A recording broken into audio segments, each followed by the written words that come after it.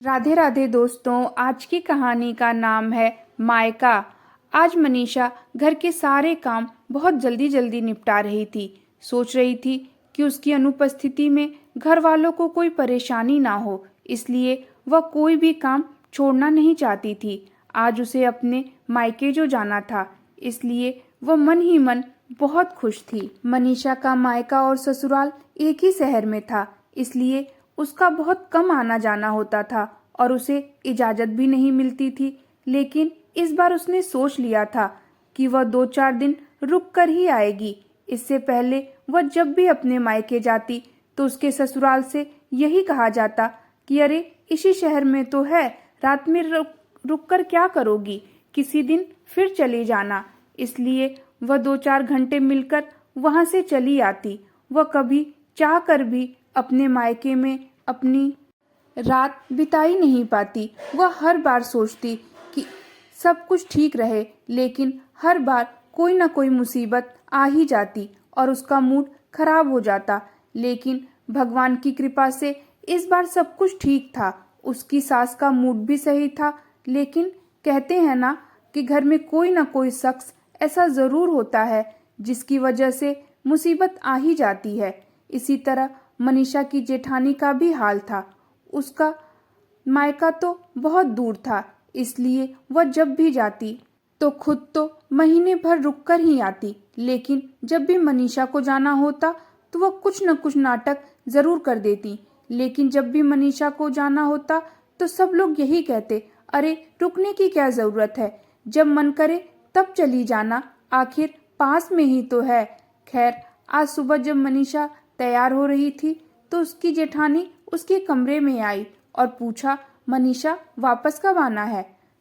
तो मनीषा ने बहुत डरते हुए कहा, दीदी इस बार मैं सोच रही हूँ इस बार 1 हफ्ता रुक जाऊंगी। तो उसकी जेठानी ने मुंह बनाते हुए कहा, अरे 1 हफ्ता कुछ ज्यादा नहीं हो जाएगा?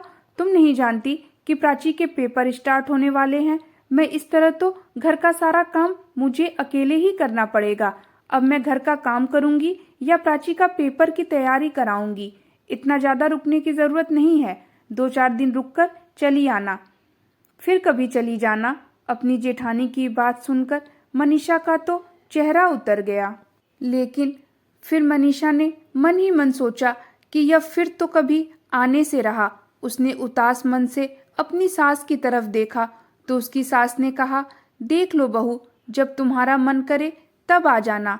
क्योंकि उसकी सास जानती थी कि मनीषा का स्वभाव ऐसा नहीं है, वह दूसरों को तकलीफ में नहीं देख सकती। और फिर मनीषा का पति भी तो उसका साथ नहीं देता।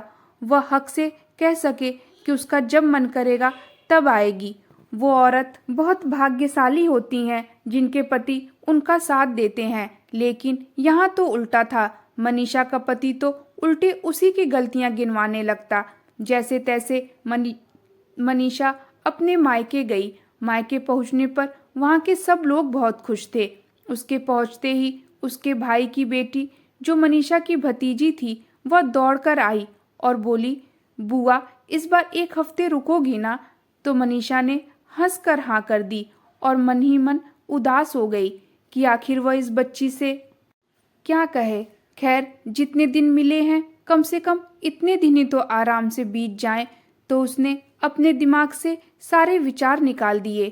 2 दिन कैसे बीत गए पता ही नहीं चला। भाभी के साथ बातें, बहन के साथ शॉपिंग, माँ के बने हाथ के पकवान, भैया और पापा के आने पर रात में खाना खाते और बातें करते वक्त गुजर जाता। इसी बीच अगर मनीषा के पति का फोन आता तो वो फोन ना उठा पाती तो डर भी जाती कि कहेंगे मायके जाने पर तो तुम्हें फोन उठाने की भी फुर्सत नहीं मिलती। जैसे तैसे 2 दिन कब बीत गए पता ही नहीं चला।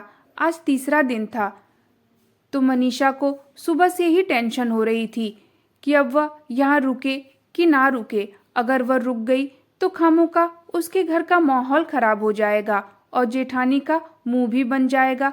यही सब सोचते हुए उसने अपने पति प्रशांत को फोन किया तो प्रशांत ने बड़ी ही करवाहट बड़ी आवाज में कहा, 2 दिन तो हो गए हैं, अभी तुम्हारा मायके से मन नहीं भरा?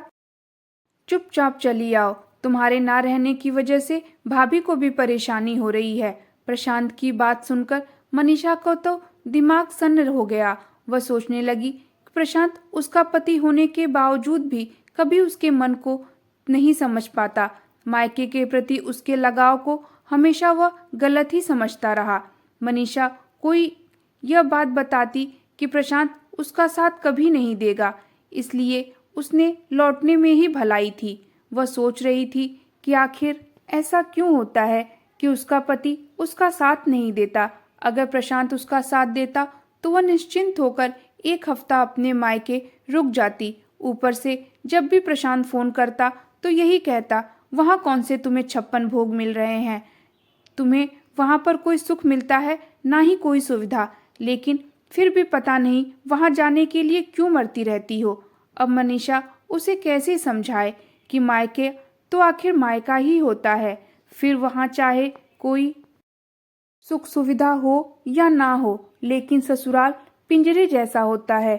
चाहे वहाँ कितना भी सुख सुविधा हो, लेकिन आखिर पिंजरा तो पिंजरा ही होता है ना। यही सब सोच विचार में मनीषा नहा धोकर छत पर कपड़े सुखाने के लिए गई तो देखा उसके बचपन की सहेली कविता अपनी छत पर खड़ी थी। दोनों ने हाथ हिलाते हुए एक दूसरे से मिलने का इशारा किया। मनीषा दौड़कर नीचे आई तो कविता उसके घर का दरवाजा खोल रही थी। दोनों सहेलियां आपस में गले मिलकर एक दूसरे से गिले शिकवे करने लगी। तुम मुझे फोन नहीं करती, तुम्हें मेरी याद नहीं आती। इन्हीं सब बातों बातों में मनीषा ने बताया कि उसे आज ही वापस जाना है। उसके पति प्रशांत शाम को ऑफिस से घर लौटते वक्त उसे यहाँ से लेकर जाएंगे। यह सुनते ही कविता का मुंह बन गया। क्या यार, इतने सालों बाद मिले हैं और तुझे आज ही वापस जाना है? अरे यार, मैं इतनी दूर रहती हूँ, ज़्यादा तो यहाँ आना होता नहीं, और जब कभी आती हूँ तो तू अपने ससुराल रहती है। इतने दिनों बाद तो किसी तरीके से मिलना हुआ है और ऊपर से तू आज ही जाने की बात कर रही है। अरे यार, क्या बताऊँ, मेरा मायका लोकल है ना, तो यहीं रहती हूँ। सही कहा यार, तू यहाँ पास में रहकर अपने मायके नहीं आ पाती और मैं इतनी दूर हूँ कि आने में 100 बार सोचना पड़ता है। रिजर्वेशन करो, बच्चों के साथ अकेले मत जाओ, तो कभी छुट्टियाँ नहीं मिलती, बड़ी परेशानी होती है। हर बार किसी न किसी वजह से बहू को ही अपने मायके आने की कुर्बानी देनी पड़ती है। तो मनीषा ने कहा, या तेरे नहीं, ये मेरे भी ससुराल का यही हाल है, क्या किया जाए। अच्छा छोड़, अरे यह बता, तुझे अपनी क्लास की वह सुनीता याद है जो पतली दुबली सी, हमेशा पढ़ने में इतनी कमजोर, पिछली सीट पर बैठा करती थी? अरे मुझे वह कल मार्केट में मिली थी, कितनी बदल गई है। जीन्स टॉप, कटे हुए बाल और एकदम एक हमें देख, हम तो बहन जी टाइप से हो गए हैं। और हमें देखो, ससुराल में रहकर हमें यह हर चीज़ की बलि देनी पड़ती है। यह मत पहनो, ऐसे कपड़े मत पहनो। कल जब उससे मुझे मार्केट में देखा तो देखते ही टोक दिया। अरे कविता, कैसी हो गई हो? अरे क्लास की सबसे स्मार्ट कविता आज कैसी बहन जी टाइप की लग रही है। लग नहीं रही कि तू वही कविता है, कविता ने उदास होते हुए कहा। तो मनीषा ने कहा, बड़ी उत्सुकता से पूछा, अच्छा और क्या क्या कह रही थी? तो उसने कहा, मायके बहुत कम आना होता है। तो उसने बोला, मुझे देख लो, मैं तो बिंदास रहती हूँ, जिसको जो बोलना है बोले। यह मत पहनो, वह मत पहनो, यहाँ मत जाओ, यहाँ मत हंसो। मैं कोई कठपुतली थोड़ी हूँ जो सब कुछ उनकी डोर बनी उंगलियों के इशारे पर करूँ। तो तूने क्या कहा? तो कविता ने कहा, मैंने पूछा कि तुझे डर नहीं लगता, लोग क्या कहेंगे? तो वह झट से बोली, अरे लोगों का क्या है, लोग तो कहते ही रहेंगे, हम सबको खुश नहीं रख सकते। और रही बात कुछ पति की, तो अगर वह तुम्हारी खुशी समझते हैं तो ठीक है, वरना उनकी भी परवाह मत करो। पति तो हमेशा ही पत्नी को अपने पैरों की जूती समझते हैं और उन्हें दबाकर रखना चाहते हैं और फुल टाइम एक फ्री की नौकरानी जैसे ट्रीट करते हैं। मैं भी पहले तुम लोगों जैसे ही रहती थी, लेकिन फिर मुझे लगा कि अब ज्यादा हो रहा है। अपनी गर्दन भी उतनी ही दबवानी चाहिए कि दम ना घुटे। अगर सांस रुक गई तो फिर जीवन ही खत्म हो जाएगा। इसलिए पहले खुद को महत्व दो। सच कहूँ मनीषा, मुझे तो सुनीता की बात सही लगी। दूसरों को खुश करने के चक्कर में हम तो खुद को ही भूल गए हैं। हमें भी इस बंधन से बाहर निकलना ही होगा। मनीषा गौर से कविता की बातें सुन रही थी और सोच रही थी कि इतनी सहमी सहमी सी लड़की आज इतनी तेज कैसे हो गई। उसने सोचा कि मैं ही पागल हूँ जो मैंने अपनी खुशी को कभी महत्व ही नहीं दिया। तभी कविता ने कहा, क्या सोच रही हो? आज ही चली जाओगी या फिर मना कर दोगी? अपने पति से देखती हूँ यार, क्या कर सकती हूँ। यह कहकर मनीषा सोचने लगी। ठीक है, मैं चलती हूँ। यह कहकर कविता तो चली गई, लेकिन मनीषा को वह एक अजीब मुसीबत में डाल कर गई। वह दिन भर बिस्तर पर लेटी सोचती रही। शाम होने को थी और प्रशांत के आने का वक्त हो रहा था। माँ और भाभी मिलकर प्रशांत के स्वागत की तैयारी कर रहे थे। तभी डोरबेल बजी। शायद प्रशांत ऑफिस से सीधा उसे लेने ही आए होंगे। अब मनीषा के मन में उठता बवंडर उसे गले तक के हलक तक आ चुका था। लेकिन वह सोच रही थी कि 2 सालों में जो वह चुप थी, उसे चुप्पी को अचानक वह कैसे तोड़े। मनीषा अपने कमरे में बैठी अपने आप से ही लड़ रही थी। वह सोच रही थी कि पहले वह कैसी थी और शादी के बाद क्या बन गई है। प्रशांत भी आ चुके थे। उसने सोचा कि काश वह पहले ही उन्हें फोन कर कर मना कर देती, लेकिन अब वह क्या करे। लेकिन अब अगर मना करेगी तो वह नाराज हो जाएंगे और सोचेंगे कि उसके मायके में ही किसी ने उसके कान भरे हैं। वैसे भी प्रशांत उसके मायके से बहुत ज्यादा खुश नहीं रहते थे। अगर उनके दिमाग में यह बात घर कर गई तो और भी ज्यादा खिलाफ हो जाएंगे। यही सब सोचते हुए वह बैठी थी। तभी उसकी भतीजी आई और कहा, बुआ, फूफा जी आ गए। हाँ बेटा, तुम चलो, मैं आती हूँ। यह कहकर मनीषा हालत में थी, उसी हालत में बाहर वाले कमरे में चली गई। प्रशांत को देखकर तो जैसे वह शांत हो गई। मनीषा को देखकर प्रशांत गुस्से में आ गया और कहा, यह क्या मनीषा, तुम अभी तक तैयार नहीं हुई? चलना नहीं है क्या? तो मनीषा हड़बड़ाकर बोली, नहीं, ऐसा नहीं है। वह तबीयत कुछ ठीक नहीं लग रही थी। तबीयत ठीक नहीं लग रही थी तो वहां जाकर ठीक हो जाएगी। वहां कौन सा तुम्हें जेल में रहना है जो तुम्हारी तबीयत नहीं ठीक होगी? तो जेल से कम भी तो नहीं है। अगर काम करने का मन नहीं होगा तो भी तो काम करना पड़ेगा। छोड़िए, मैं आज नहीं जाऊंगी। देख लो मनीषा, तुम क्या कर रही हो। अगर तुम आज नहीं गई तो फिर मैं तुम्हें लेने नहीं आऊंगा। तुम्हें खुद ही आना पड़ेगा। तभी मनीषा की माँ पकोड़े का प्लेट लेते हुए आई तो प्रशांत की बात सुनकर वहीं खड़ी हो गई। अरे, यह क्या कह रही है मनीषा? यह क्या बोल रही है? पता नहीं क्यों लड़की के माता पिता हमेशा लड़की से ही आशा करते हैं कि वह अपनी खुशियों की तिलांजलि देकर अब उनके आत्मसम्मान के लिए सब कुछ सहती रहे। अपने संस्कारों की दुहाई देकर माँ पापा ही अपनी बेटी को कमजोर बना देते हैं कि वह कुछ बोल ही नहीं पाती। वह कहते हैं ना कि बस से बदतमीजी और स से संस्कार होता है। अगर ब से बोल दिया तो लड़की बदतमीज हो जाती है और स से सब कुछ सहती रही तो लड़की बहुत संस्कारी होती है। तभी मनीषा की माँ पकौड़े का प्लेट लाते हुए बोली, यह क्या बोल रही हो बेटी?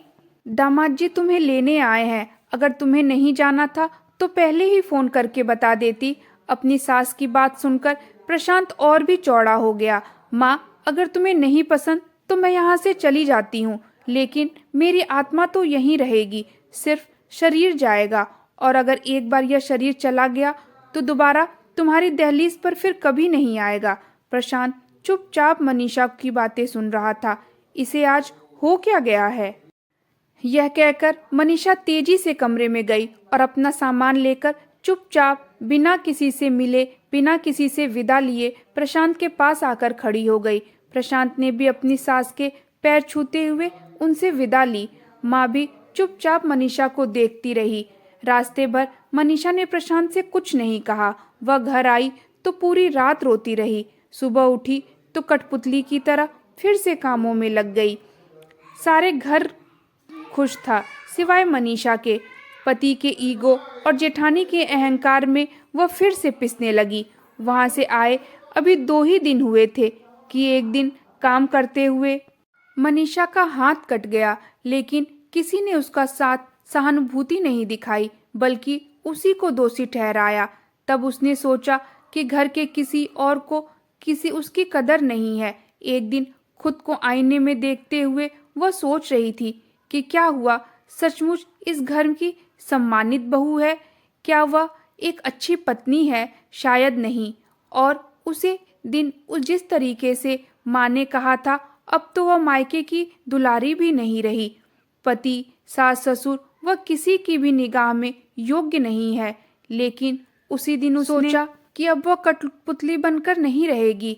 उसके टपकते खून को देखकर किसी ने सहानुभूति नहीं दिखाई। प्रेम दिखाना तो बहुत दूर की बात है। इसलिए उसने सोचा कि वह खुद से प्रेम करेगी। इसलिए रात को जब खाना बनाने का समय हुआ तो वो बाहर ही नहीं निकली, बल्कि चद्दर में अपना मुंह ढककर सो गई। उसे इस तरह सोता देख सबसे पहले तो उसकी जेठानी ने बर्तन पटककर और हाय हाय करके खाना बनाने की प्रक्रिया शुरू की। लेकिन मनीषा बिल्कुल भी परेशान नहीं हुई, क्योंकि आज उसके मन में भरपूर सुकून था। उसको सोता देख उसकी सास कमरे में आई और कहा, क्या बात है बहू, तुम्हारी तबीयत तो ठीक है ना? तो मनीषा ने एक टुक जवाब दिया, जी नहीं, मेरी उंगली में चोट लगी है और मुझे दर्द हो रहा है। मैं भी इंसान हूँ, मुझे भी दर्द होता है। मनीषा की सास समझ गई कि आज मनीषा का दिमाग ठीक नहीं है। अगर और कुछ कहा तो बहुत बिगड़ जाएगी। रात में जब प्रशांत आया तो उसने एक बार भी मनीषा से यह नहीं पूछा कि उसकी उंगली ठीक है या नहीं। अगली सुबह सासू माँ ने सोचा कि अब सब कुछ सही होगा। लेकिन कुछ देर बाद मनीषा अपने कमरे से तैयार होकर निकली और अपनी सास से जाकर बोली, माँ कि मुझे कुछ काम है, मैं शाम तक वापस आ जाऊंगी। और वह घर से बाहर चली गई। मनीषा की इन हरकतों से घर वाले आश्चर्यचकित थे। प्रशांत कुछ समझ नहीं पा रहा था, लेकिन मनीषा की सास सब कुछ समझ रही थी। शाम को मनीषा देर से लौटी, किसी से कोई बात नहीं की। उसकी जेठानी ने उसे कुछ कहना चाहा तो उसकी सास ने इशारे से मना कर दिया। आज पहली बार प्रशांत ने कहा, मनीषा खाना खा लो।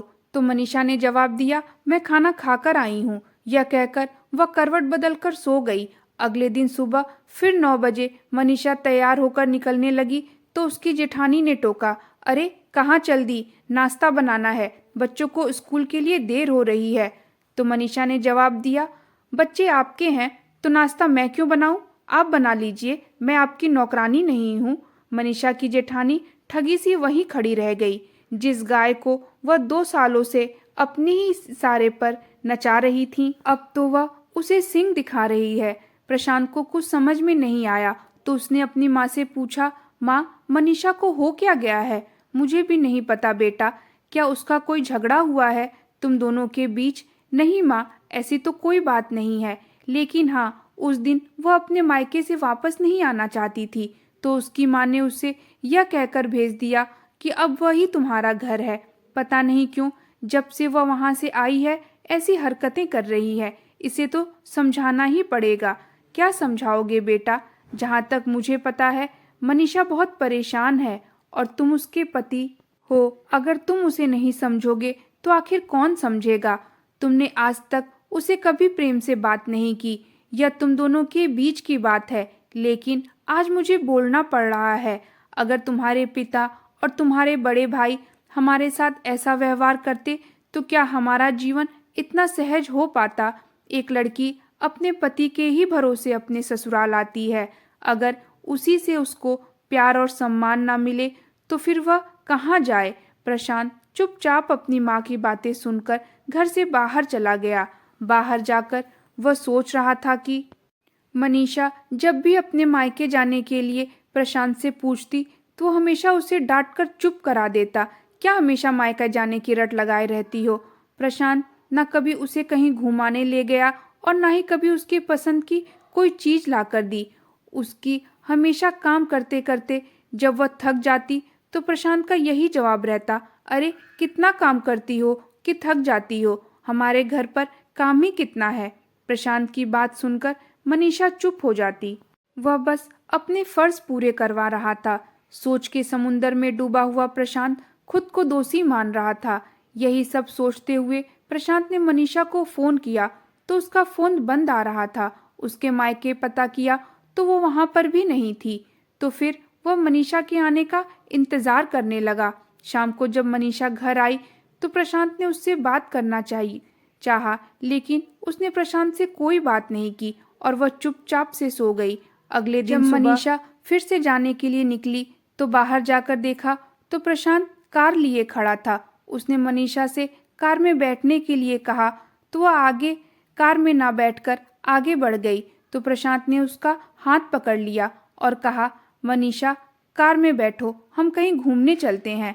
मनीषा बड़े आश्चर्य से प्रशांत को देख रही थी। वह चुपचाप कार में बैठ गई और वह पास के ही एक रेस्टोरेंट में गए। तो बड़े शांत स्वभाव से प्रशांत ने पूछा, मनीषा क्या बात है, तुम 2-4 दिनों से बहुत परेशान लग रही हो। रोज सुबह चली जाती हो, मैं हर जगह ढूंढा तुमको, नहीं तुम अपने मायके जाती हो और ना ही किसी दोस्त के यहाँ। अच्छा, तो तुम्हें यह जानना है कि मैं कहाँ जाती हूँ। बाकी तुम्हें किसी और बात से फर्क नहीं पड़ता। तुम्हें फर्क पड़ता है तो सिर्फ इस बात से कि अब मैं तुम्हारे घर वालों की सेवा नहीं करती। इसी वजह से आज तुम मुझसे बात करने के लिए मजबूर हो। ऐसी बात नहीं है मनीषा, लेकिन मैं अपने कामों में इतना व्यस्त था कि भूल गया था कि मेरी एक पत्नी भी है। प्रशांत की बात सुनकर मनीषा व्यंग से हंसते हुए बोली, गलत कह रहे हैं आप तो यह तक भूल गए हैं कि मैं इंसान भी हूँ, पत्नी हूँ ना तो बहुत दूर की बात है। मनीषा की बात सुनकर प्रशांत शर्म से सर झुकाए बोला, मैं मानता हूँ कि मुझसे गलती हुई है। मैं तुम्हें कभी इज्जत नहीं दी, इसी वजह से घर परिवार में भी तुम्हें कोई इज्जत नहीं मिली। हमारे समाज की यही विडंबना है कि अगर पति इज्जत ना दे तो फिर समाज में भी पत्नी की कोई इज्जत नहीं होती। प्रशांत की बात सुनकर मनीषा की आंखों से आंसू बहने लगे। तो प्रशांत ने उसका हाथ पकड़ लिया और कहा, मनीषा गलती मुझसे हुई है, मुझे माफ कर दो प्लीज। हो सके तो मेरी सारी गलतियों को माफ कर दो।